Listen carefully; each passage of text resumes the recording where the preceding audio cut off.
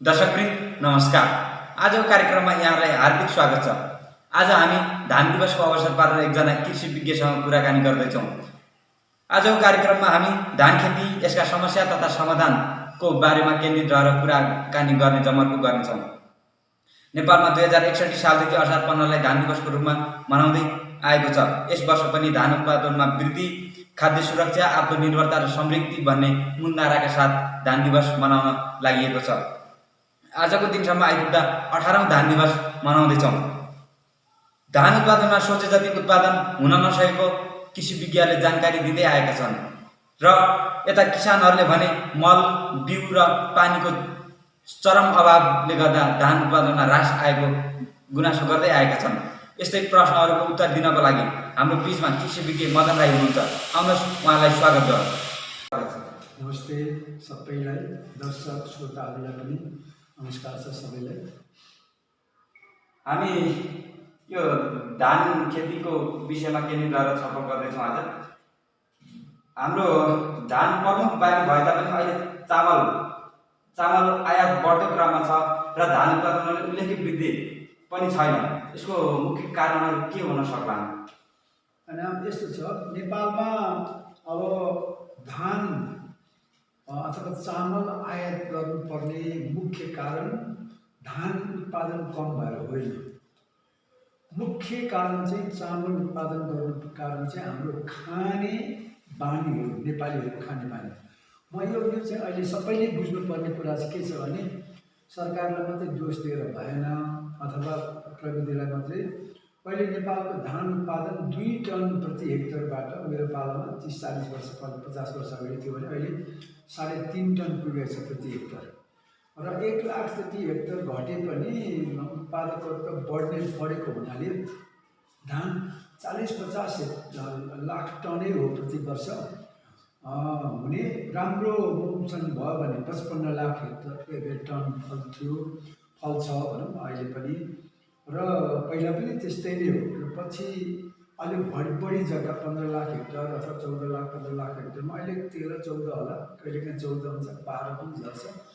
त्यस्तो भएको हुनाले उत्पादकत्व बढेको छ प्रति इकाइमा।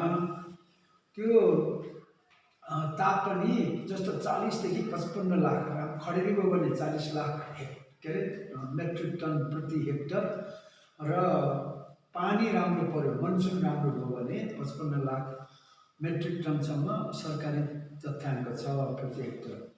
त्यस कारणले यति नै हो। तर पहिला चाहिँ पुग्थ्यो र चामल किन बेच्ने भने मैले नै चामल सबभन्दा नेपालबाट धेरै चामल निकासी गर्ने मध्येमा सरकारी तौरबाट म पनि हो एउटा सदस्य। अहिले त्यो तुलना गर्छु र किन यसो भएछ भन्दाखेरि मुख्य खाने बानीमा नेपालीहरू पहिला मलाई जहाँसम्म चाहिँ 1 करोडकै हाराहारीमा हुँदा पनि धान भात खाने चाहिँ करिब 30% मात्रै हुन्थ्यो होला। 70% नेपालीले धानको भात भन्दा अब जस्तो हिमालमा चामल खाने एकदमै कम थियो होइन। अलिअलि धनी ठाउँहरूमा लगेर चाहिँ खच्चडबाट ढुवानी गर्थ्यो। मुख्य कुरा नहुने अनि ढुवानी गरेर पनि समस्या थियो। हिमालको मान्छेहरूले फापर, गहुँ, जौ, गुवा यस्तै मात्रै खान्थ्यो। उतापट्टि अब पश्चिमतिर चाहिँ चिनो, काब्नु, मकै यस्तो किसिमको मात्रै खाने गर्थ्यो। पहाडमा मैले पनि 12 महिनामा 2 महिना मात्रै धानको भात खाने हो। अरू चाहिँ अब मकै, कोदो, कन्दमूल, दुनियाँभरको भनौँ अरू चिज नै खान्थ्यो। भनेपछि पहाडमा पनि धान उत्पादन त हुन्थ्यो तर पुग्ने गरी हुँदैन थियो। अब मधेसमा चाहिँ गहुँको बराबरी, धान र गहुँ नै बढी, के अरे धान पनि खान्थ्यो, भात पनि खाने हो, तर गहुँको रोटी पनि खाने, मकै पनि खाने। त्यस कारणले यो खाने बानी चाहिँ अहिले चाहिँ नेपालमा 70% मान्छेले, हिमालमा पनि 70% मान्छेले चामल खान्छ। अहिले मकैको भात खाने, कोदोको ढिँडो खाने। कोदोको ढिँडो त सहरको अलिकति सभ्य मान्छेहरूले अब यो स्वास्थ्यको लागि राम्रो हुन्छ भनेर खान थालिसक्यो। कोदोको ढिँडो खान छोडिसक्यो, जाँडी बनाउँछन्। मकै खानिसक्यो, सबै के अरे दाना बनाउँछ। र मकै र कोदोको उत्पादन त करिब 50% घटिसक्यो पहाडमा। पाहाडमा मकै नै मकै हुन्थ्यो। अहिले मकै त पाहाडको जमिन कति 30-40% बाँझो भइसक्यो। अनि त्यसपछि त्यो मकै बारीहरू अरू रूपान्तरण भइसक्यो, लाउने मान्छे छैन। त्यस कारणले यो खाने बानीमा जस्तो उदाहरणको लागि 3 करोड नेपालीलाई करिब करिब मेरो विचारमा धानकै भात, धान एकजनालाई झन्झनै त्यसरी लगातार 3 साल 4 साल भात खाँदाखेरि त खान्छन् पनि। अहिले एकजनाले 300 केजी, हाम्रो यहाँ विद्यार्थीहरूलाई पनि झन्झनै धान 300 केजी लाग्दछ होइन। अब 20 केजीको हाराहारीले गर्दाखेरि पनि के अरे महिनामा 12 24 भनौँ न 240 केजी के अरे चामल लाग्छ भनेपछि 300 केजी धान जति लाग्यो भने त 3 करोड नभनौँ, अब 2 करोड 50 लाख नेपालमा नेपाली भए पनि 75 लाख के अरे मेट्रिक टन धान चाहिन्छ। त्यति नभए पनि 50 लाखले पुग्दैन, 60 लाख त चाहिन्छ। त्यस कारणले हाम्रो खाने बानी चाहिँ भातै हो। दक्षिण एसियामा अथवा एसियामा नै हो हामी सबै भातै। चाइनामा त झन् त्यस्तै छ, फिलिपिन्समा त्यस्तै छ, थाइल्यान्ड भियतनाममा जहाँ जहाँ धान हुन्छ। यो अब बङ्गलादेशमा त्यही हो, इन्डियामा अलिअलि रोटी धेरै धानै हो, भातै खान्छ। नेपालमा त 100% मान्छेहरू भातै भइसक्यो।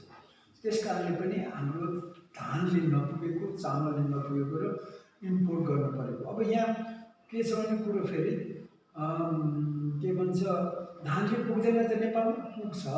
14 लाख हेक्टर जमिन त हाम्रो धान खेती योग्य, धानै खेती गर्दै आएको छ।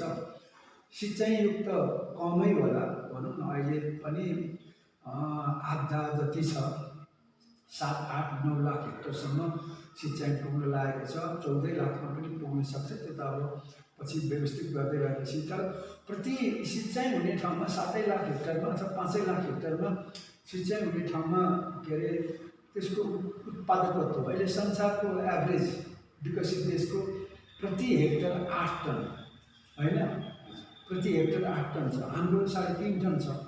6 टन मात्रै बनाइदियो भने हाम्रो सरदर नेसनल एभरेज चाहिँ भनेपछि 14 लाख हेक्टरको चाहिँ 84-85 lakh 80 lakh hectare 80 lakh metric ton नाग्यो भने त नेपालीलाई जति पनि भात खान पुग्छ। अझै अरूलाई पनि थप्न सकिन्छ। अझै अहिले 18-20 टन प्रति हेक्टर उत्पादन गर्न थालेको छ धान।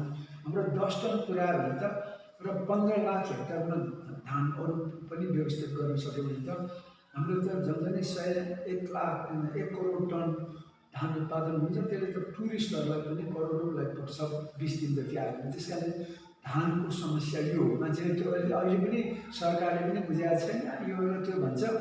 वास्तवमा धान उत्पादन घटेको छैन, बढेको छ। तर धान उपभोग चाहिँ ठ्याक्कै पहिला 50%ले खान्थ्यो भने अहिले 100% त्यो कुरो भन्न खोजेको हामीले चामलभन्दा अरू अन्नबाली पनि अलिक खपत गर्ने बानी गर्नु पर्यो। अनि अब यदि होइन, मैले भने नि अब हामी यो आयात घटाउने हो होइन, विदेशबाट चाहिँ विदेश निर्भर नहुने हो, आत्मनिर्भर हुने हो भने त हामीले त खानेकुरा त थुप्रो छ नि, उब्जाउनै सक्छौँ, भएकै पनि हो। अहिले हाम्रो त 30 लाख हेक्टरमा खानेकुरा उत्पादन हुन्छ होइन। यो सबै 30 लाख हेक्टरमा एकै बाली लाउँदा पनि एक भनौँ न मकै 10 टन उत्पादन गर्छ संसारले, हामी अहिले 2 टन मात्रै छ, 2.5 टन मात्रै छ। त्यसको उत्पादकत्व 5 सरदर मकै धान गहुँको उत्पादकत्व 5 टन बनाउने हो र 30 लाख हेक्टरमा गर्ने एकै बालीमा पनि कति हुन्छ, 1.5 करोड टन हुन्छ।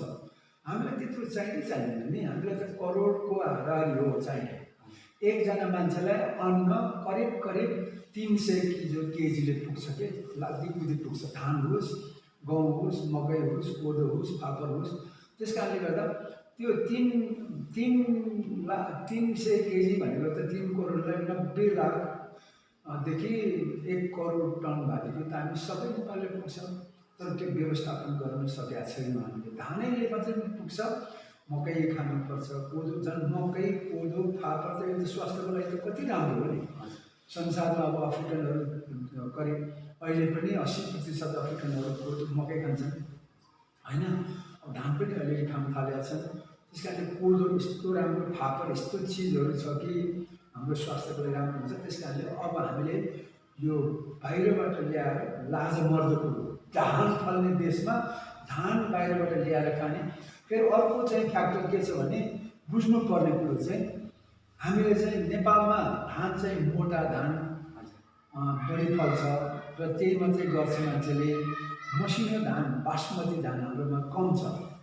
त्यसमा अब सरकारको प्राथमिकता पनि नभएको हुनाले अब मान्छेले अब आम्दानी भयो, विदेश गए, छोरा अस्ट्रेलिया गएको छ, बाबुआमालाई बासमती खानुहोस् भन्छ होइन। अब एउटा परिवारमा एकजनाले गएको छ, 40-50 लाख मान्छे विदेशमा छन्, आम्दानी छ, भयो त्यो म त यो त नमिठो भयो भनेर मिठो चामल बाहिरबाट ल्याएपछि मिठै खाउँ भनेर अब थकाली बासमती के भनेर ल्याएर अहिले खाने भएकोलाई पनि त्यो विदेश नेपालमा नफलेको विदेशबाट प्राप्त हुने सजिलोसँग आउने पाउने भएको हुनाले चाहिँ वास्तवमा अहिले बाहिरबाट ल्याएको चामलको खपत बढेर इम्पोर्ट बढेको। जस्तो यो यसमा धानकै विषयमा जान चाहेँ। जस्तो हामी असार 15मै धान दिवस मनाउँछौँ होइन।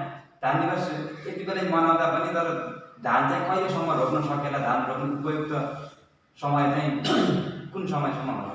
धान त 12 महिना रोप्न सकिन्छ नि। नेपाल यस्तो देश हो जहाँ कि हाम्रो विश्वको सबै हावापानी उपलब्ध छ र धान यस्तो बाली हो, धानलाई चाहिँ दुईवटा कुरा महत्त्वपूर्ण छ। एउटा तापक्रम, यसलाई गर्मी चाहिन्छ, न्यानो चाहिन्छ, यो धेरै जाडोले सहँदैन, त्यसलाई यो चाहिँ गर्मी सहने बाली हो पहिलो होइन। दोस्रो चाहिँ पानी धेरै चाहिन्छ धानलाई। वास्तवमा यो चाहिँ छपक्कै गरागरी पानी भएको र मन पराउँछ मात्रै होइन, यसको कल्चरै हो। जबकि अहिले एसआरआईमा अलिकति कम पानी भए पनि, पहिला भैया धानमा कम पानी भए पनि हुन्थ्यो भन्ने हो। तर सामान्यतः यसलाई चाहिँ तातो मनपर्छ अनि त्यसपछि के अरे पानी धेरै चाहिन्छ। त्यसै कारणले पनि यसको तराईमा 3 बारीसम्म पनि लगाउन सकिन्छ। 2 बारी त मजाले अहिले पनि लगाइरहेका छन् पानी हुने ठाउँमा। नेपालको बेसीमा चाहिँ जहिले पनि लगाउँछ। त्यो चाहिँ नेपालमा अहिले लगाउँदाखेरि एउटा चैते धान भन्छ। चैते धान भनेको चैत महिनामा रोपेर असार महिनामा काट्ने, अनि साउनमा अर्को लगाउँछ। अर्कोलाई चाहिँ मङ्सिरे धान पनि भन्छ होइन। अर्को तराईतिर चैते धान भन्छ, नेपालतिर चाहिँ के अरे पहाडतिर चाहिँ साउने धान पनि भन्छ। साउने धान भनेपछि बर्खे धान पनि हो, त्यो बर्खामा काट्ने भएकोले। अर्को चाहिँ मङ्सिरे धान, मङ्सिरमा पाक्ने भएको हुनाले, कार्तिक मङ्सिरमा पाक्ने भएकोले त्यसलाई मङ्सिरे धान भन्छ। 2 बाली धान त बेसी र तराईमा गरिआएकै छ। कोही ठाउँमा 3 बाली पनि हुन्छ, तर त्यो चाहिँ एउटा चाहिँ अलिकति छिटो पाक्ने खालको अगौटे जात लगाउन सक्यो भने त्यस्तो हुन्छ। त्यसरी चाहिँ लगाउन सकिन्छ। त्यो कहाँ भने लेखमा, जस्तो जुम्लामा, मुस्ताङमा पनि हामीले ट्राई गऱ्यौँ तर धेरै फलेन। जुम्लामा त भइरहेको छ। मुस्ताङ चाहिँ 2700 मिटर भएकोले हामीले मार्फामा कोसिस गरेको, र जुम्ला त अब त्यो 2300 मिटर भएको हुनाले त्यहाँसम्म मार्सी धान अहिले लगाएर, त्यो चाहिँ के भने एकदम छिट्टै लगाउने। अब वैशाख जेठ असारको भनौँ न अगाडि नै लगाइसक्ने र पछाडि पाक्छ। अलिकति त्यो चिसो भएपछि पाक्नलाई बढ्नलाई टाइम लाग्छ, पाक्नलाई टाइम लाग्छ, लामो समय लाग्छ। त्यस कारणले लेखमा हो भने 1 बाली मात्रै हो, बेसीमा भने 2 बाली, तराईमा चाहिँ 3 बाली पनि हुन्छ। त्यस कारणले गर्दाखेरि तराईमा अलमोस्ट हिउँदो बाहेक, हिउँदोमा पनि अलिकति हिउँदो बढ्छ, लामो सक्छ अलिकति न्यानो ठाउँ। जस्तै यो एसआरआईको कुरा गर्नुभयो हजुरले, धान उत्पादन बढाउन अहिले एउटा प्रविधि हो एसआरआई भन्ने, यसको बारेमा बताइदिनु न। एसआरआई भनेको चाहिँ एस भनेको सिस्टम, के अरे आर भनेको राइस, अनि आई भनेको इन्टेन्सिफिकेसन। सिस्टम अफ राइस इन्टेन्सिफिकेसन भनेर यसको नाम राखियो। यो विधि चाहिँ एकजना पादरीले अफ्रिकाको एउटा टापु छ माडागास्कर भन्ने, त्यहाँ चाहिँ उनी युरोपबाट गएर यो धर्म प्रचार गर्दै शिक्षामा पनि अब विकासमा पनि जनतालाई सहयोग गर्ने भनेर गए। अनि त्यहाँ अब माडागास्करमा त धेरै धान पर्छ, कसरी यो धानको उत्पादन बढाउने र खाद्यान्न आपूर्ति गर्ने भनेर उसले विभिन्न तरिकाले ट्राई गर्दै ट्याक्टिस जुक्तिहरू ख्याउँदै जाँदाखेरि कम पानी भएकोमा किन 4-5वटा बिरुवा रोप्छ एउटा रोप्दै हुँदैन अनि यति धेरै किन पानी चाहिन्छ अलिक कम पानीमा हुँदैन भनेर उनले त्यो अब 10-12 दिनको 10 देखि 14 दिनको बिरुवा अनि एउटा मात्रै अनि पानी एकदम कम भएको गहिरा जस्तो लगाए अनि पुरानो तरिकाले पनि लगाउँदाखेरि त त्यो तरिकामा राम्रो भएको कारण चाहिँ बुझि तपाईँ बिउ एउटाले मात्रै फुलेको 4वटा बिउ लाग्थ्यो सर्वत पहिला त्यस कारणले 3/4 बिउ बाँचे जस्तै नेपालको हकमा हाम्रो 8 करोड केजी जति चाहिँ बिउ लाग्छ 14 लाख हेक्टर जग्गामा अब 8 करोड केजीको चाहिँ 100 रुपियाँ केजी बिउ त महँगो हुन्छ त्यसले गर्दा चाहिँ हाइब्रिड त बहुत महँगो छ त्यो भन्दाखेरि 1 केजीको 100 रुपियाँको दरले पनि भन्दाखेरि 8 अरब रुपियाँको बिउ लाग्दो रहेछ 4वटा अथवा सर्वत 4वटा चाहिँ बिरुवा रोप्दाखेरि एउटा मात्रै रोप्यो भने त 2 करोड केजीले पुग्दो रहेछ 2 करोड केजीले 2 अरब मात्रै लाग्यो अनि 6 अरब रुपियाँ त बच्यो नि 6 अरब रुपियाँलाई त तराईमा 300 किलोमिटर बाटो बनाइन्छ होइन 1 वर्षको अथवा 1 सिजनको मात्रै धानको बिउले अनि पहाडमा हो भने त्यसले कम्तीमा पनि 100 किलोमिटर अथवा 150 किलोमिटर बाटो बनाउन सकिन्छ यो कुरो चाहिँ महत्त्वपूर्ण रहेछ र एसआरआईको चाहिँ मुख्य बिउ कम लाग्ने अनि लामो समय पर्खनु नपर्ने पानी हालिराख्नु नपर्ने 10-12 दिनमै हुने पहिलो दोस्रो चाहिँ पानी अब कम पानी परेछ वर्षा भएको छ अलिअलि पानी छ छिपछिपे छ भिज्छ जमिन भिजेको छ तर पुरा त्यो के अरे भरि गराभरि धान चाहिँ के अरे धान बारी गराभरि चाहिँ पानी हाल्न सकिँदैन जलथल बनाउन सकिँदैन पानीको अभाव छ भने हौ त्यस्तो पानीको अभाव भएको ठाउँमा थोरै पानीमा पुग्यो एउटा बिरुवा लगाएको चाहिँ गाँस अब गाँस आउँदाखेरि 4वटा बिरुवा लगाएकोले हाम्रै पनि यहाँ कोसिस गरेर विद्यार्थीहरूले कोसिस गर्दाखेरि 4वटा लगाएकोमा 30-32-35वटा मात्रै गाँस आयो एउटा लगाएकोमा 60-70सम्म आयो त्यस कारणले गाँस धेरै लाग्ने रहेछ टिलर भन्छ त्यसलाई अनि त्यो गाँस धेरै लगाएपछि त्यो त त्यही हो बाला हुने अनि उत्पादन एसआरआईमा चाहिँ थोरै बिउ लाग्ने पानी कममा पनि हुने र उत्पादन चाहिँ कम्तीमा 20% बढी स्थानीयभन्दा डबल 3 गुणा पनि बढी भएको छ अब यो एसआरआईकै विधिले त 1 हेक्टरमा 20 टनसम्म पनि इन्डियामा एकजना बिहारको किसानले फलायो त्यस कारणले यो एसआरआई भन्ने तरिका चाहिँ अलिकति राम्रो प्रख्यात हुँदै जाँदैछ बिस्तारै नयाँ विधि हो तर यसको एउटा चाहिँ समस्या के छ भने यसमा पानी कम हुने भएको हुनाले झार उम्रिन्छ अब यदि त्यहाँ झारको बिउहरू पहिला चाहिँ त्यो खेतमा चाहिँ अलिकति झार त्यहाँ उम्रेर फुलेर बिउ तल झरेको छ भने त्यो झार चाहिँ बिउ उम्रेर झार उम्रिन्छ त्यसको लागि चाहिँ राम्रो के भने पानी अलिकति व्यवस्था भयो भने त्यो उम्रेर त्यत्रो भएको बेलामा अथवा भनौँ न रोपेको 10 दिनदेखि 20 दिनभित्रमा त्यो झारहरू त्यत्रो उम्रिन्छ उम्रेर यस्तो भएको बेलामा चाहिँ पानी हालेर गिलो माटोलाई गिलो बनाएर त्यो गोड्ने कुनै पनि गोड्ने चाहिँ त्यो यस्तो गोरसोहरूले चाहिँ अथवा हातैले पनि यसरी हल्लाइदिएर त्यो बिरुवालाई पल्टाइदिएपछि चाहिँ के भन्छ झारलाई पल्टाइदिएपछि सलक्क मर्ने रहेछ अनि पछि त त्यो गाँसहरू आफै आएपछि झार आउनै दिँदैन त्यस कारणले त्यो एउटा जुक्ति छ झार बाहेक अरू समस्या चाहिँ छैन त्यस कारणले एसआरआई धान उत्पादन विधि चाहिँ अब धेरै पपुलर हुन्छ यो पहाडतिर पनि हामीले प्र्याक्टिस गऱ्यौँ पानी कम हुँदा पनि हुने ठाउँ भएको हुनाले तराईमा त हुने नै भयो यो झार नियन्त्रण गर्ने तरिका चाहिँ एसआरआईको जस्तै अरू परम्परागत धान रोपाइमा पनि प्रयोग गर्न सकिन्छ होला कुरै छैन नि सबै त्यही त हो नि आखिर झार भनेको के हो र त्यो धान बालीमा गहुँ आयो भने झारै हो कोदो आयो भने झारै हो उदासी आयो भने झारै हो कुनै रपिलो उम्रेको झारै हो त्यो झार भनेको चाहिँ अरू वनस्पति हो त्यो उम्रिन्छ त्यसको जरा हुन्छ सानोमा चाहिँ यसो अलिकति फरक उखेलेर चाहिँ त्यहाँ लगेर त्यो मल पनि हुन्छ अनि त्यसले चाहिँ सडेर मल पनि हुन्छ अनि अर्को कुरा अब बिचमा प्रतिस्पर्धा हुन्छ नि त कम्पिटिसन झारले जितेन भने बालीले जित्यो भने त झारलाई चाहिँ दबाइहाल्छ नि त्यस कारण अरू कुनैमा पनि यो मकै खेती गर्दाखेरि कोदो खेती गर्दाखेरि तरकारी खेती गर्दा पनि सबैको नियमै त्यही अहिले हाम्रो लगभग 60% भन्दा बढी धान रोपाइ चाहिँ बर्खे पानीमा निर्भर छ। यसको विकल्पको रूपमा केही अनि विकल्प त मैले भने नेपाल पानीको देश हो। हाम्रो त पानी छ, के अरे जमिन माथि छ, खोला तल छ होइन। अब तर पनि नेपालको करिब करिब अहिले पनि धान खेतमा 8 करोड भन्दा बढी हेक्टर त तराईमा छ होइन। करिब 6 करोड जति चाहिँ यो पहाडी भूभागमा, त्यस पनि फाँटहरूमा छ। सिँचाइ तराईमा त 100% सिँचाइ हुनसक्छ, हवाको पनि व्यवस्था लगानी पनि भइरहेको छ। तर समस्या के भने हामी मान्छे बेमन, सबै खर्च कुलो बनाउने कर्मचारी होइन, पानी दिने कर्मचारी अनि चलाउने किसान।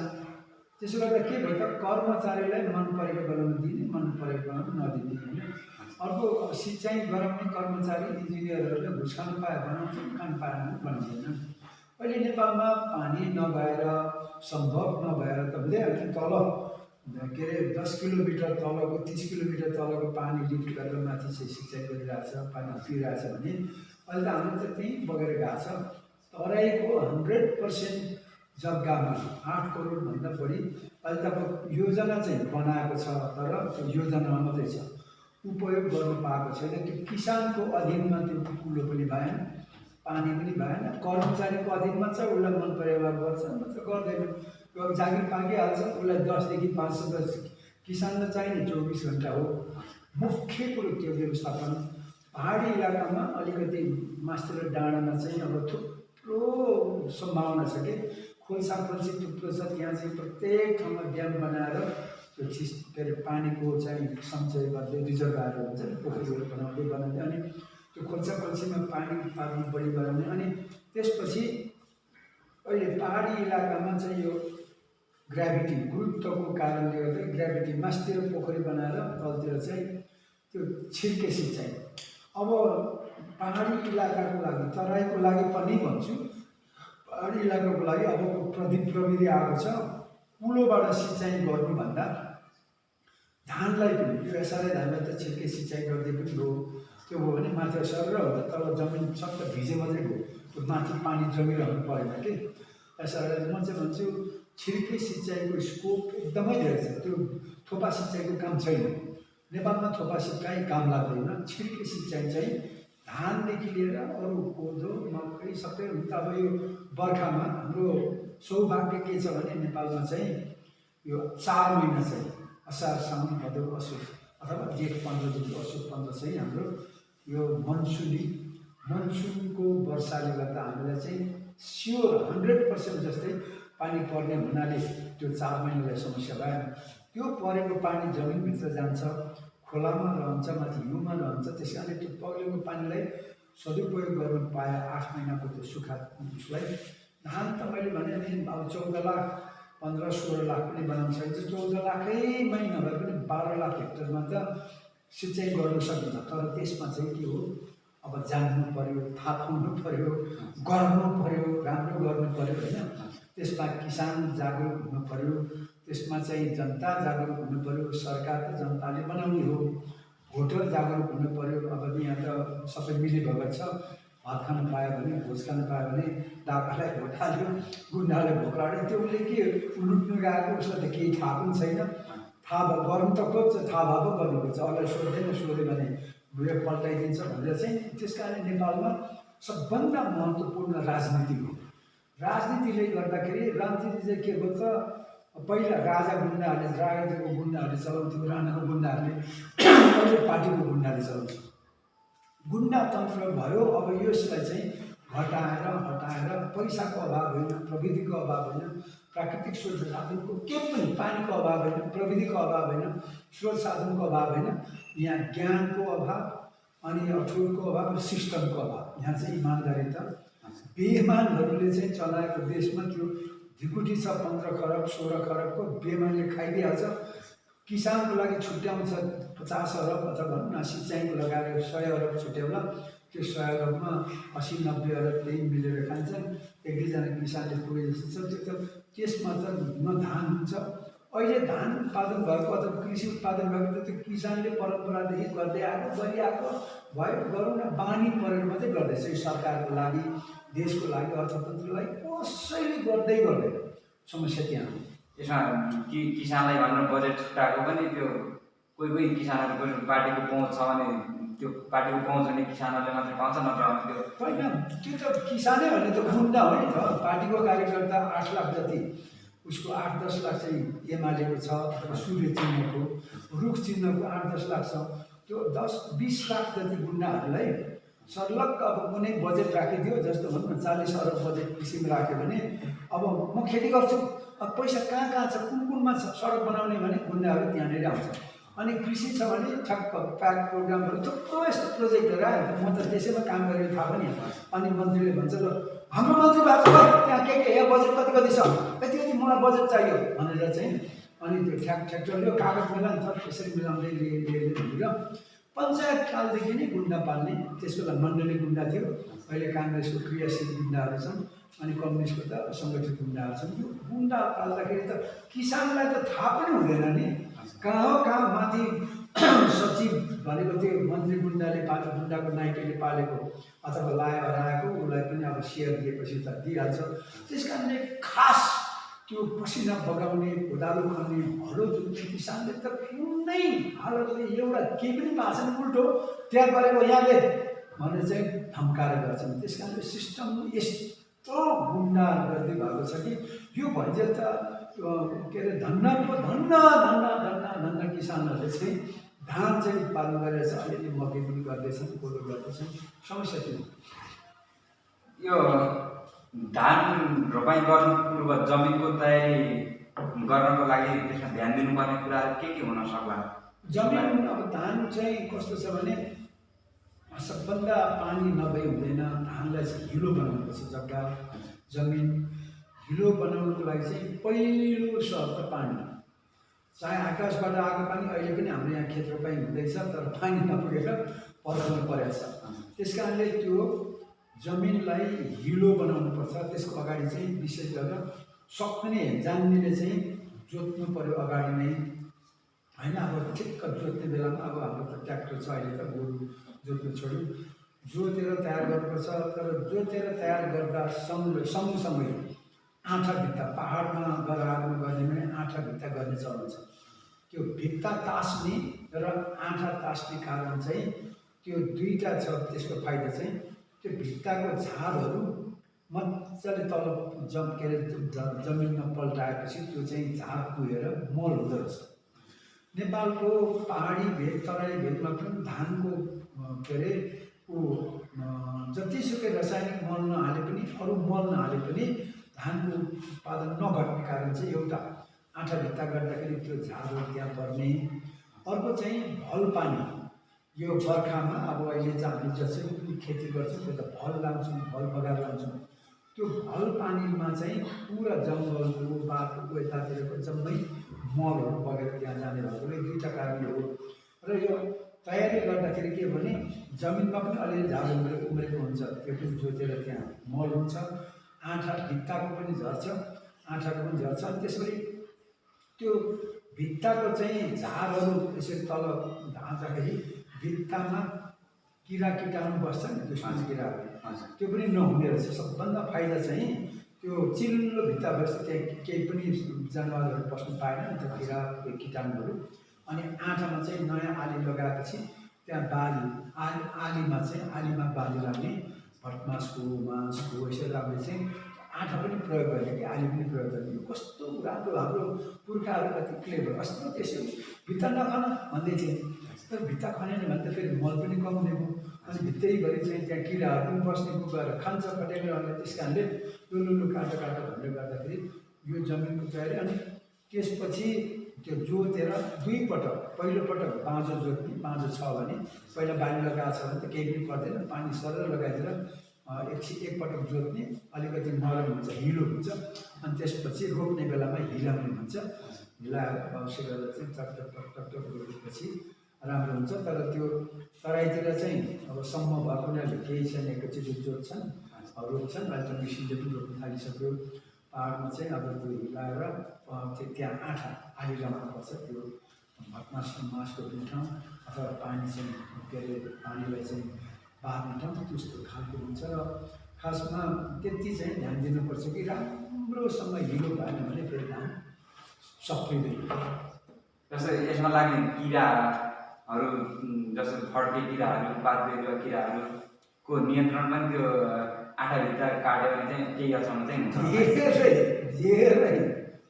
धेरै दुईवटा कुरा त्यो त्यति धेरै त्यहाँ त पुरानो किराहरू बसेको हुन्छ नि त बास, अनि त्यो चाहिँ तल माटो हिलोभित्र गएपछि मरिहाल्ने भयो।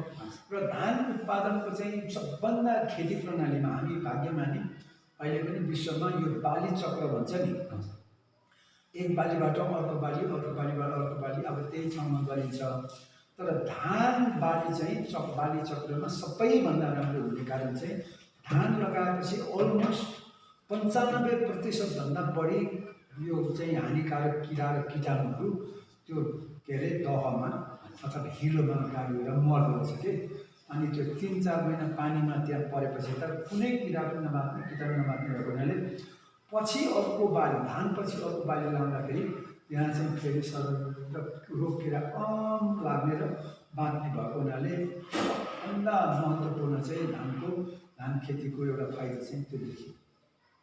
जस्तै यस सँगसँगै किरासँगै रोग पनि लाग्छ, त्यो गवार रोग, ब्लास्ट रोग भन्ने पनि के हुन्छ त्यो, अनि डाँठ डढुवा रोगहरू, तिनीहरूको चाहिँ उपचार के हो?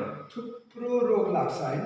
त्यो लाग्दाखेरि अब ब्याक्टेरियाबाट हुने रोग, फङ्गसबाट हुने रोग, भाइरसबाट हुने रोग, अथवा त्यो के भन्छ कुनै पनि माइक्रोन्युट्रिएन्ट भन्छ सूक्ष्म के अरे तत्त्वको चाहिँ अभावको रोगहरू यो लागिरहन्छ। त्यसको लागि चाहिँ सबभन्दा महत्त्वपूर्ण अहिले चाहिँ त्यो जातहरू, माटोको कारणले पनि हुनसक्छ, तर जातको कारणले र बिउको कारणले यो सबै रोगहरू, धेरै खालको रोगहरू छ। तर ब्लास्ट चाहिँ सधैँ दुःख दिइरहन्छ।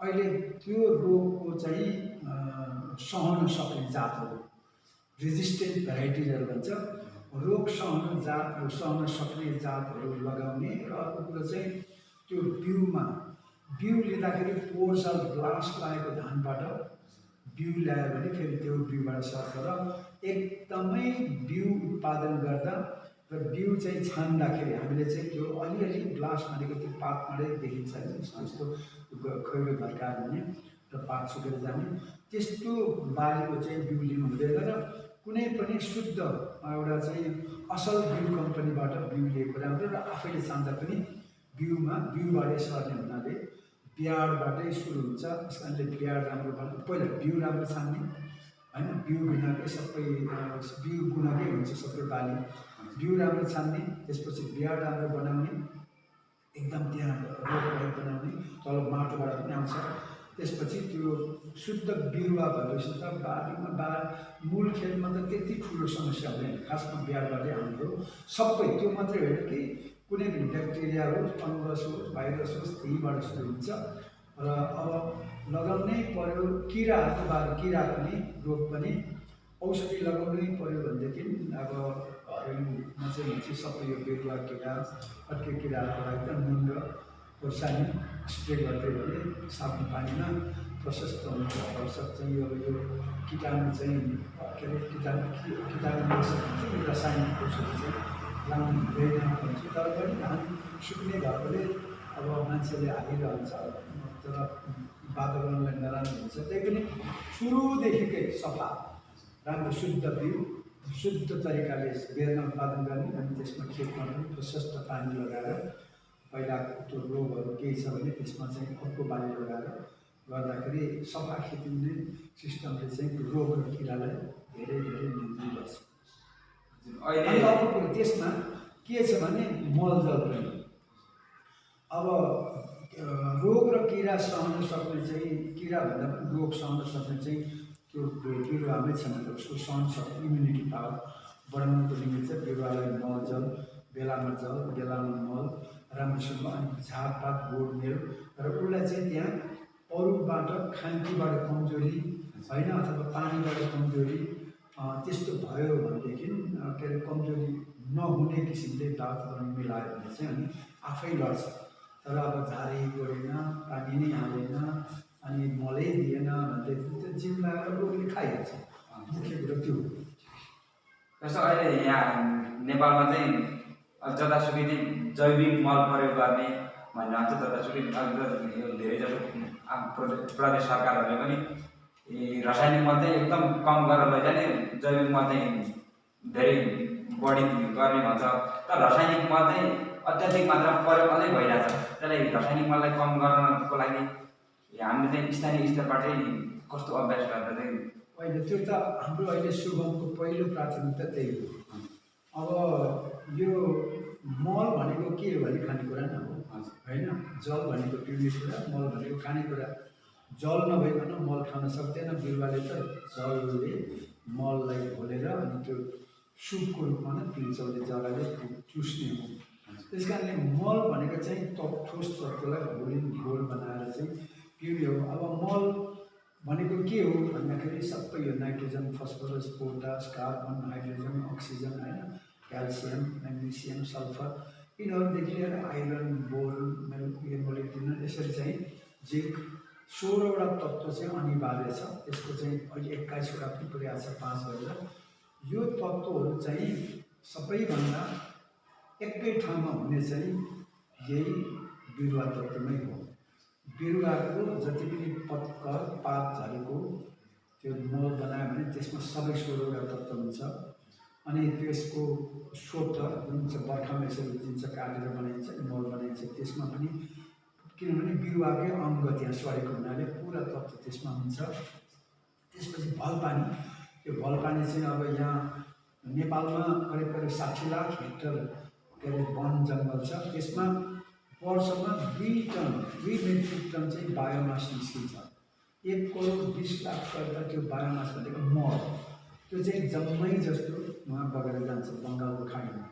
त्यसलाई पहिला पुर्खाहरूले चाहिँ खेतमा भल पानी छेकेर लगाउँथे खेतबारीमा चाहिँ, अनि मल हाल्नु पनि पर्दैन थियो, एकदम पानी फस्टाउँथ्यो। तर अहिले सबै अल्छी भए, त्यो छोडे होइन। अब पढ्नेहरू किताब पढ्ने, अमेरिका जाने, किताब पढ्ने, खाडी जाने।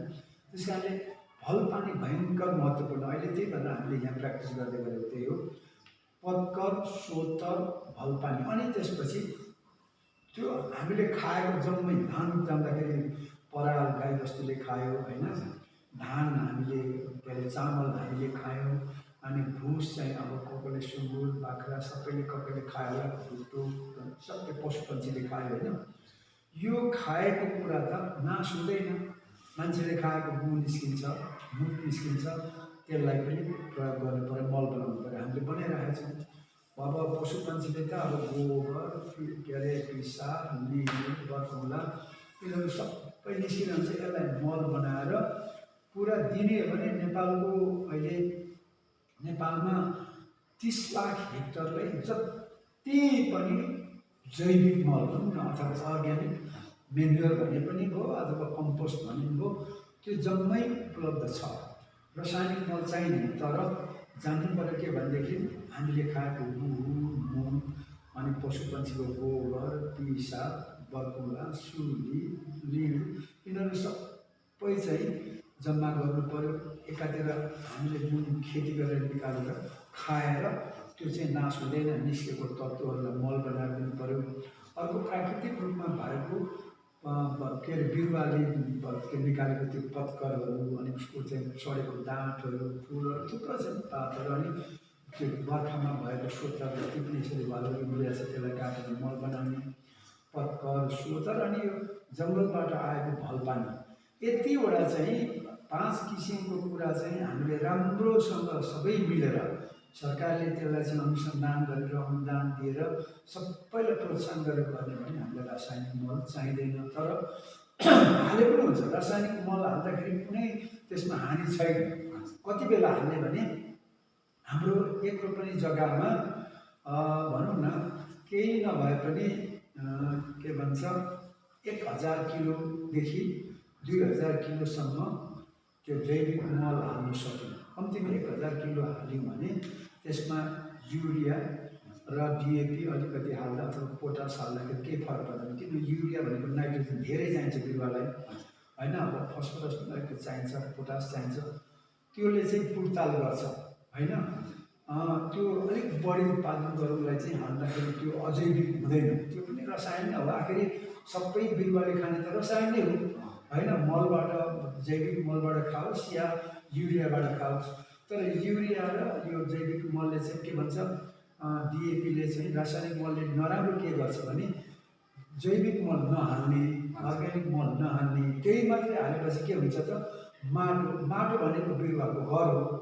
जति त्यो जैविक मल हुन्छ माटो नरम हुन्छ र त्यो जरा त सानो मसिनो जरा हुन्छ, त्यो जराको मुखहरू त्यसरी माटोमा फिजिएर बिरुवाको घर। हाम्रो घर चाहिँ हामीलाई मान्छेलाई बस्दाखेरि आरामदायी भएन भने के हुन्छ, दुःख हुन्छ नि, जिम्लाउँछ, मर्दैन जिम्लाउँछ। धान पनि त्यस्तै हो, अथवा यो बाली पनि त्यस्तै हो। त्यस कारणले माटोलाई कुकुलो नरम बनाउने एउटा, अर्को चाहिँ त्यो जैविक मलमा सबै खालको 16वटा खालको अथवा 21 खालको चाहिँ जति पनि खनिज तत्त्व छ त्यो चाहिँ बिरुवालाई मजाले बिस्तारै आमाले दुध पिलाए जस्तो खुवाउँछ। तर युरिया हाल्यो भने त नाइट्रोजन मात्रै दिन्छ, खाइँदै खाएन न त बगेर गएर वातावरण के अरे बिगार्छ, अनि उडेर गएर माथि के अरे नाइट्राइट भएर चाहिँ माथि ओजन लेयर भत्काउँछ। त्यस कारणले रासायनिक मलको खराब भएर चाहिँ माटो र वातावरण बिगार्ने हो र यसमा कम गरौँ है। अनि त्यो फेरि 1 किलो नाइट्रोजन युरिया निकाल्दा 1 किलो कोइला बाल्छ।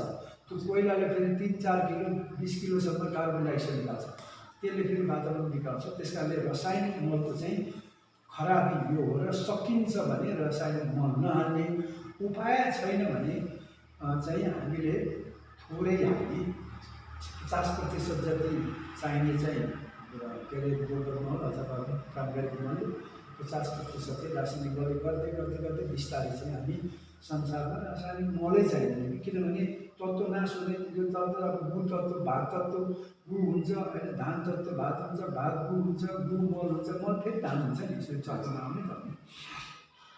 सामान्य अर्थमा हामीले हाम्रो घर वरिपरि नै उत्पादन हुने त्यो फोहोरलाई जम्मा गरेर प्रयोग गऱ्यौँ भने रासायनिक मल प्रयोग गर्न पर्यो। फोहोरै त छैन संसारमा, कहाँ छ? सबै तत्त्वको रूप त हो। त्यो हिजोको धान चाहिँ चामल भएको त्यो फोहोर होइन, भात भयो फोहोर होइन, भात चाहिँ गु भयो त्यो फोहोर होइन। गु भनेको त बिरुवाको के अरे त्यो मल बनाउने जति पनि डिकम्पोजर भन्छ नि, सडाउनेहरूको खानेकुरा हो, त्यो त दुध र भात हो नि। अनि त्यो उनीहरूको गु चाहिँ फेरि बिरुवाको चाहिँ मल भन्छ जुन, त्यो त बिरुवाको लागि त दुध भात हो होइन, मासु भात हो। त्यसरी केही पनि तत्त्व चाहिँ फोहोर छैन कि मान्छेले त्यसलाई फोहोर बनाएर अज्ञान गरेर रुद्री पाठ गर्दै, गीता पाठ गरेर, बाइबल पढेर गरेर ठग्नेहरूले, राजाहरूले, माथिको मान्छेहरूले त्यसलाई चाहिँ यो होइन खाने यसले मान्छे मार्छ भनेर, मान्छे सबैले मार्छ, मान्छेले मार्छ, किताबले मार्छ, पशुले मार्छ, पक्षीले मार्छ, सबैले मार्छ। तर मार्दैन पनि फेरि। मान्छे जतिको सबभन्दा सुप्रिम अरू कसैले गर्न सक्दैन, तर ज्ञान हुनु पऱ्यो, उसको चाल थाहा पाउनु पऱ्यो, उसको ढाल थाहा पाउनु पऱ्यो। त्यसरी बच्ने र बचाउन सकिन्छ, त्यसको लागि चाहिँ ज्ञान चाहिन्छ। एउटा जस्तो धान रोपिसकेपछि सिँचाइ चाहिँ कति समयको अन्तरालमा गर्न सकिन्छ भनेर एउटा क्वेसन आइरहन्थ्यो, मलाई सोधिदिनु भन्नुभएको। त्यो सिँचाइ भनेको के, माटो चाहिँ कम्तीमा छिप छिप छिप छिप पानीहरू सुकेर पट्ट फुट्नु भयो। जहिले पनि अरू बालीमा, यो पाखा बालीमा चाहिँ यो विचार गर्नु, माटो हो बिरुवाको घर, माटैबाट उसले पिउँछ खान्छ सबै होइन। त्यस कारणले माटो चाहिँ यसो त्यो बिरुवाको छेउमा, जराको छेउमा यसरी कोट्याएर यसरी मुठ्याउँदा मुठी पर्छ, मुठी फुट्दैन, के अरे त्यो डल्ला फुट्दैन भने त्यहाँ पानी छ, त्यो फुट्यो भने त्यहाँ पानी तुरुन्तै जल हालिहाल्नुपर्छ। धानको बिरुवा त हिलो हुनुपर्छ, यसोसँग हिलो त्यसरी छ नि, यहाँबाट पानी निस्कनुपर्छ। सकभर त डब्ल्याङले त्यहाँ पानी जमेकै होस्, होइन भने पनि त्यहाँ यसरी त्यो फुको देखिन्छ भने त्यहाँ त पानी त्यो अब त्यो जिम्लायो, त्यो काम लाग्दैन। धानमा चाहिँ यसरी, अरू बालीमा होइन, अरू बालीमा त फेरि धेरै पानी हो भने चाहिँ थुप्रो रोग लाग्छ। तर धान बालीमा चाहिँ पानी त्यो एसराईलाई पनि चिसो हिलो भएको हुनुपर्छ। चिसो हिलो चाहिँ बस्दाखेरि यस्तो लसक लसक लसक अथवा भएको हुनुपर्छ। धेरै पानी जमेको पनि ठिकै छ, तर पनि लसक लसक चाहिँ हुनुपर्छ। त्यो यो हाम्रो यो कृषि भनेको चाहिँ हरेक विकासको चाहिँ आधारभूत स्तम्भ मान्न सकिन्छ। यो कृषि बिना चाहिँ अरू विकास चाहिँ असम्भव नै छ जस्तो लाग्छ होइन। जस्तो अब यसमा चाहिँ हाम्रो नेपालमा चाहिँ धेरै जस्तो युवाहरू चाहिँ कृषिमा के काम गर्नु बरु विदेश जाने भनेर जान्छ। यो कृषिमा चाहिँ आकर्षित गर्ने युवाहरूलाई कस्तो कस्तो खालको सरकारी स्तरबाट अथवा हाम्रो प्राइभेट स्तरबाट कस्तो अवसरहरू दिँदा चाहिँ अझ आकर्षित अवसरको कुरा होइन, ज्ञान कृषि भनेको बुझ्नु पऱ्यो नि। सबभन्दा ठुलो कुरा चाहिँ किताब रुद्री पाठ गरेर सत्यनारायण पाठ गर्नेहरू, शिक्षामृत कथा, गीता होइन, बाइबलहरू पढ्ने, त्रिपिटक पढ्ने, कुरान पढ्नेहरूले चाहिँ अब चौधको कथा भ्रममा सुनाएर यही ठुलो भन्छन् होइन। अब बाइबल पढ्ने मान्छे मजाले सुकिलो लुगा लगाएको छ, गीता पढ्ने मान्छे एकदम गरिरहेको छ, त्यो ठुलो राजा दरबारमा बस्ने चाहिँ कालो चस्मा लगाएर नयाँ गाडी किन ओहो ठुलो छ।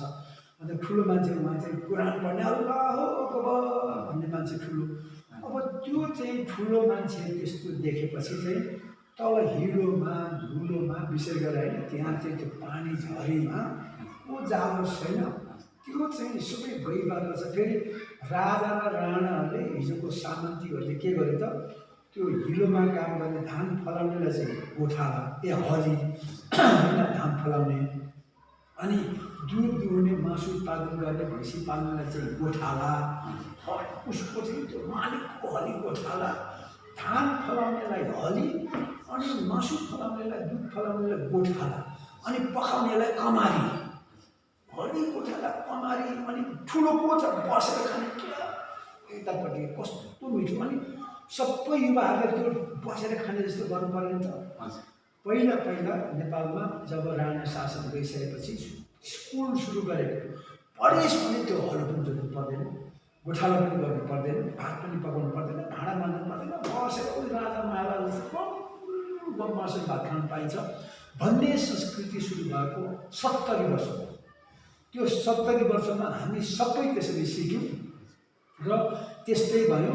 किसान भनेको सानो हो, यो के अरे त्यो चाहिँ राम्रो मान्छे हो, ठुलो मान्छे को किताब पढ्ने, त्रिपिटक पढ्ने, कुरान पढ्ने, बाइबल पढ्ने, अल्लाह अकबर, भगवान जय मसीह, भगवानको जय हो, आँखा चिम्लेपछि सबै भगवान आउँछ, धान फल्छ, मासु फल्छ, जम्मै फल्छ, कहाँ छैन।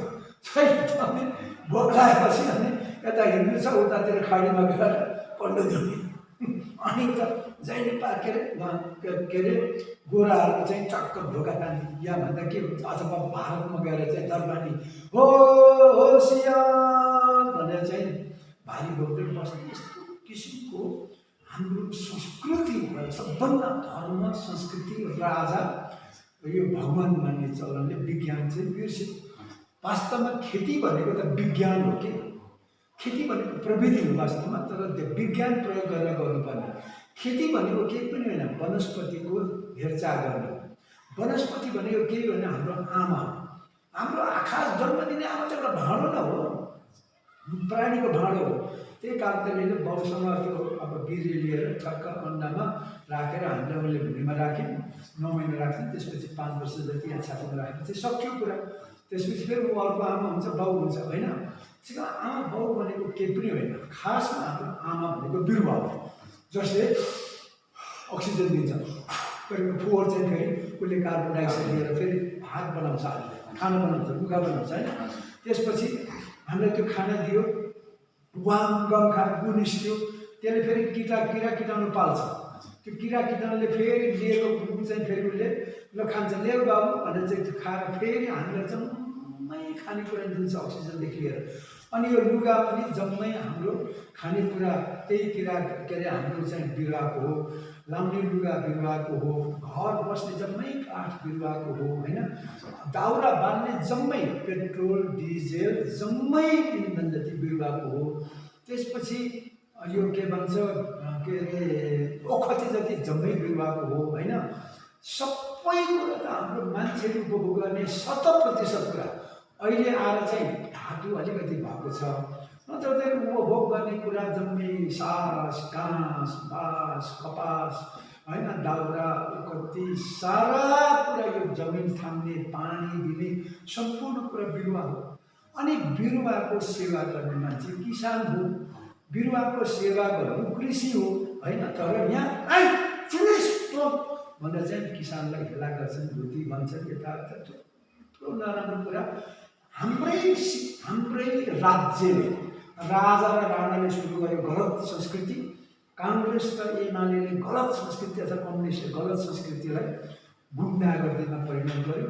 त्यसपछि अहिले देश त पुरा पराधीन भएको कारण काम पनि विदेशको, माग पनि विदेशको, दाम पनि विदेशको। नेपाल यति सुन्दर छ, संसारको सबैभन्दा धनी, पानीमा धनी देश, वनस्पतिमा धनी होस्। वनस्पति भनेकै बिरुवा हो, त्यही त हो नि कृषि। त्यसको सेवा गरेर हामी सबैभन्दा बढी धनी हुनुपर्ने, हामी सबैभन्दा बढी चाहिँ सम्पन्न हुनुपर्ने, समृद्ध हुनुपर्नेमा अब हामीले मागेर खानुपर्छ। सुनको थालमा हामी बसिरहेको छौँ होइन।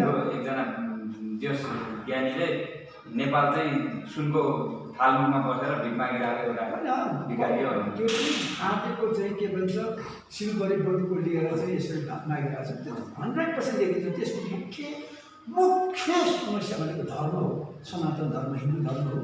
त्यसपछि अरू धर्म पनि, बुद्ध धर्म। बुद्धलाई चाहिँ भगवान मान्थ्यो, बुद्ध कहाँ मान्छे थियो नि। अब व्यासलाई भगवान अथवा कृष्ण त्यो व्यासले कल्पना गरेको मान्छे हो, यस्तो पनि कहीँ हुन्छ नभएको कुरा।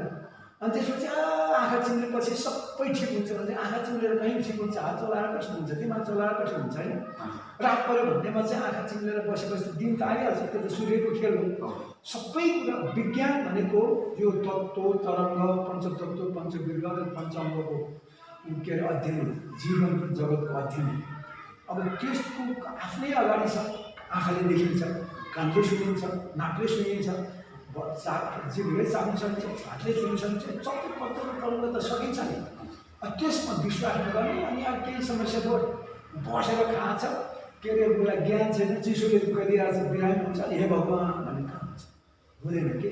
त्यस कारणले गर्दाखेरि यही हो तत्त्व र तरङ्ग, पञ्चतत्त्व, पञ्चबिरुवा, पञ्चप्राणी, पञ्चाङ्गको अध्ययन र यसैभित्रको चाहिँ ज्ञानलाई नै वास्तवमा विज्ञान भन्छ। विज्ञानको मूल रूप नै कृषि हो। र अर्को कृषि चाहिँ जीवनको आधार के हो भने सबै कुरा त दियो, तर देश चाहिँ कसरी चल्छ भन्दाखेरि देश त देशवासीले गरेको कामबाट उत्पादन हुन्छ। जुन कुराहरू, खानेकुरा, लुगा, हरेक कुरा चलाउनुमा त हुन्छ, त्यसको मूल्य कति छ उसले उत्पादन गरेको, त्यसैलाई भन्छ राष्ट्रको धन, के जिडिपी भन्छ। त्यो चाहिँ कसरी हुन्छ सबैले गर्दाखेरि मान्छे। अनि कसरी चाहिँ मान्छे बाँच्छ भन्दाखेरि अहिलेको आधुनिक समाजमा चाहिँ एउटा देश बाँच्ने चाहिँ हाम्रो जीवनमा चाहिने चाहिँ के भन्छ अर्थतन्त्र भन्छ के। राजनीतिले परिचालन गर्ने अर्थतन्त्र। अर्थतन्त्रमा के छ अहिलेको आधुनिकमा नै कृषि, उद्योग, व्यापार र सेवा। मान्छेहरू चाहिँ यही चारवटा सेक्टरमा व्यस्त भएर उनले आफ्नो जीवनलाई चाहिने पैसा कमाउँछ, उत्पादन गर्छ। किसानले धान उत्पादन गर्छ, कपास उत्पादन गर्छ, उद्योगपतिले मिलहरूले चाहिँ त्यसलाई चामल बनाउँछ, धागो बनाउँछ। किसानले पनि काम पायो, पैसा पनि पायो, धान बिरुवा उत्पादन गरे बापत।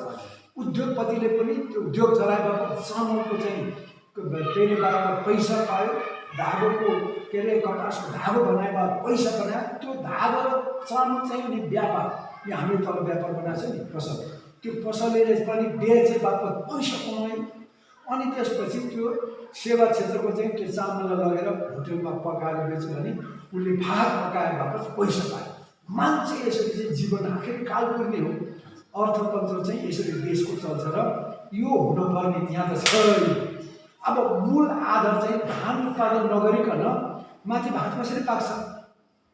धान उत्पादन नगरिकन मिल चलेन होइन, त्यसपछि पसल चलेन, अनि भान्सा पनि चलेन, अनि चिनिसमा ठुलो भनेर अनि त्यसपछि भात खानु त के अरे यहाँ खेत छोडेर उहाँ चाहिँ मरुभूमिमा बालुवामा चाहिँ कोदालो बोकेर जान्छ, घन बोकेर जान्छ, त गैँटी बोकेर जान्छ।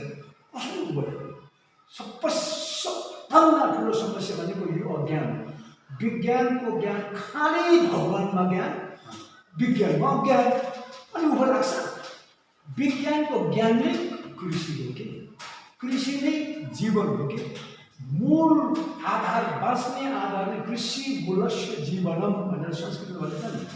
कृषि नै जीवनको मूल आधार हो, किनभने कृषि भनेको बिरुवाको सेवा गर्नु हो, बिरुवाले नै हो सास बाँस कपास यो जम्मै लुगा घर अनि पानी ओखती दाउरा सबै कुरा दिने त बिरुवाले छ भनेदेखि बिरुवाको सेवा गर्ने मान्छेले चाहिँ त्यो हली गोठाला हो मेरो भनेर राजा र रानीले सुरु गरेको हिजो 5000 वर्ष भगवान जपाउनु लगाएर धर्ममा प्रार्थना गर्नु लगाएर मान्छेलाई बेकुपना चाहिँ अब त्यो गर्नु हुँदैन। म सबैलाई भन्छु यो सबभन्दा ठुलो कुरो राजाले सृजना गरेको धर्म हिन्दू धर्म पहिलो नेपालमा चाहिँ समस्या हो।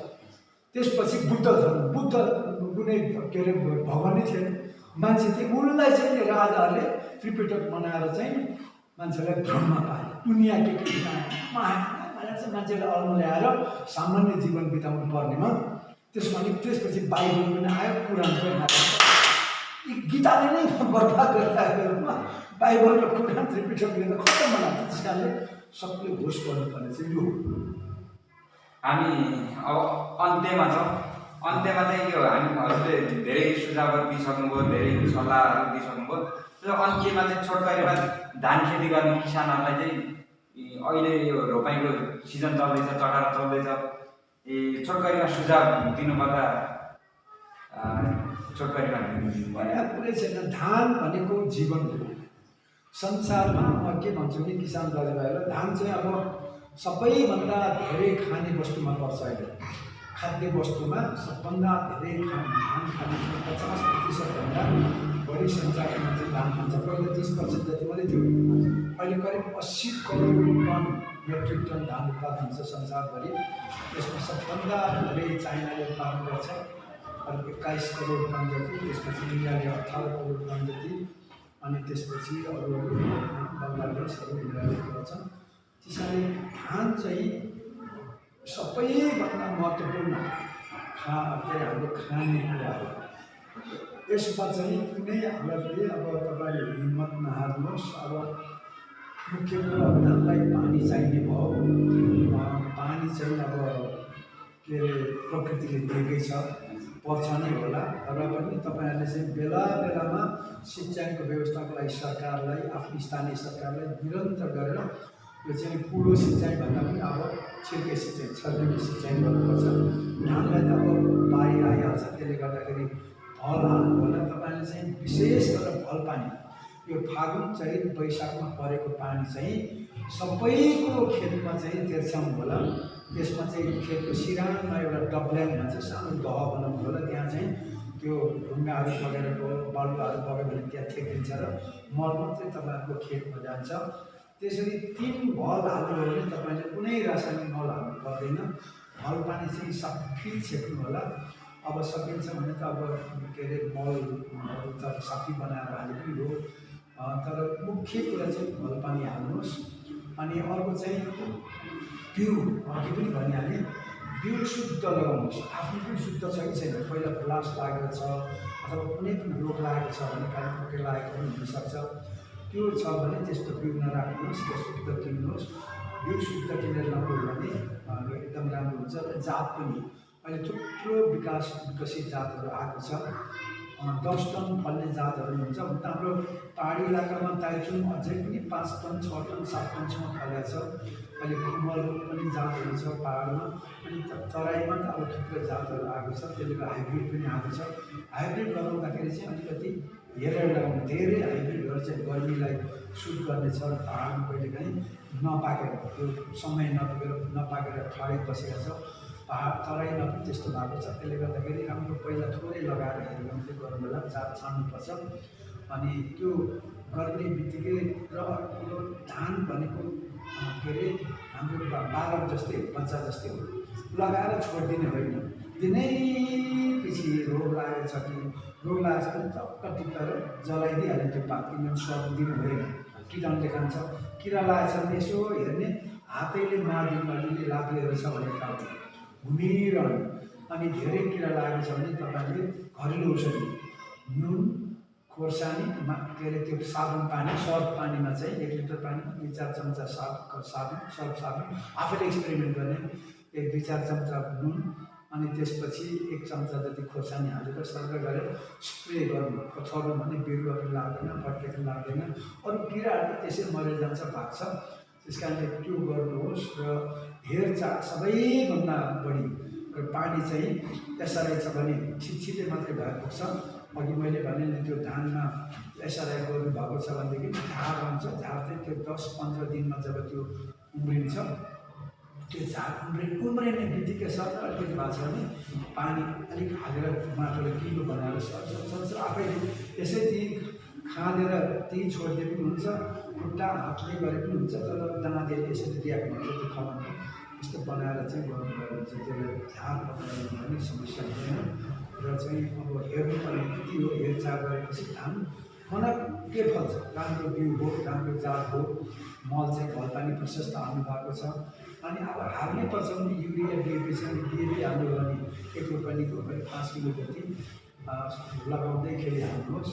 अब रोप्नुभन्दा अगाडि नै हाल्नु होला जोत्दैखेरि। अनि त्यसपछि युरिया चाहिँ के अरे रोप पर्दैन, अलिकति रोपेको 10 दिनपछि थोरै 1 रोपनीमा बढीमा 10 किलो अब जग्गा चाहिँ अलिकति निको छ भने त्यो के अरे 10 किलो जति हाल्दा 3 पटक हाल्दा हुन्छ।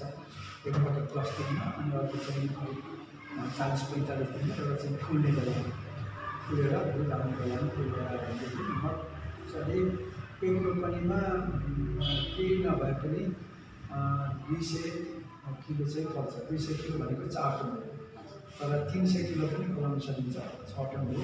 त्यो त सामान्य ताइचुङ भयो, खुमल भयो, अब मनोकामना भयो, यो कुनै पनि पाहाडमा चाहिँ तराईमा थुप्रै जातहरू छ, मसिनी, गरिमा, 14 42 अब थुप्रो छ। त्यसमा चाहिँ अब हेरेर कस्तो हुन्छ त्यसरी चाहिँ गर्नु सकिन्छ। हस्, कार्यक्रम समय दिनमा धन्यवाद। खुसी लाग्यो। सबै किसान दाजुभाइलाई शुभकामना छ। खेती गरौँ, खेती नै हो हाम्रो जीवन प्रणाली। सबै युवाहरूलाई पनि खेतीको अर्थ बुझौँ र खेतीलाई आत्मसात गरौँ। खेती भनेकै आनन्द आउँछ, शरीरलाई एकदम स्वस्थ बनाउन सकिन्छ। र सबैले चाहिँ मुख्य कुरा 7वटा ता प्रयोग गरेर आफ्नो शरीरलाई स्वस्थ राख्नु। त्यो मुख्य कुरा ताजा हावा लिइराख्नु पर्यो। ताजा हावा भनेको चाहिँ खेतमा पाइन्छ। ताजा हावा, तातो घाम, अनि त्यसपछि तातो पानी, तातो लुगा, अनि त्यसपछि तातो भात, तातो पिलो काम होइन, अनि तातो ओछ्यान। त्यति 7वटा ता प्रयोग गऱ्यो भने हामीलाई पुराउन पनि लाग्दैन, कुनै रोग पनि लाग्दैन। त्यस्तै धानलाई पनि राम्रोसँगले राम्रो बिउ, राम्रो के अरे मल, खानेकुरा राम्रो चाहिँ के अरे मुख्य चाहिँ बिउको सफा छ, स्वच्छ छ, स्वस्थ छ, अनि मल खानेकुरा राम्रो दियो, पानी राम्रो दियो र हेरचाह राम्रो गऱ्यो भनेदेखि केही पनि हुँदैन, प्रशस्त उत्पादन हुन्छ। सबैलाई शुभकामना।